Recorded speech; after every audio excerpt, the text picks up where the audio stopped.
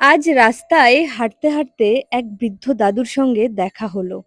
তার মুখে ছিল একটুখানি হাসি, কিন্তু চোখে ছিল তার জীবনের অনেক গল্প। হঠাৎ আমার নজর গেল তার পায়ের দিকে।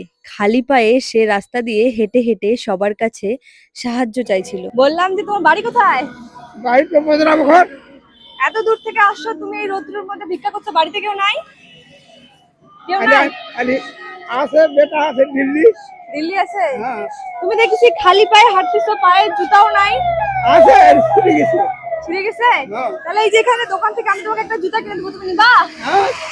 তার সঙ্গে কথা বলার পর ভাবলাম যদি আজ নতুন একজোড়া জুতো পায়ে তুলে দিতে পারি, তাহলে হয়তো তার পথ চলাটা একটু হলেও আরামদায়ক হবে।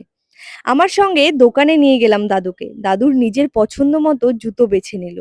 নতুন জুতো পায়ে দিয়ে যখন তিনি হাসলেন, তখন বুঝলাম সত্যিকারের আনন্দ দামি জিনিসে নয়, ছোট একটি ভালোবাসার কাজেও লুকিয়ে থাকে।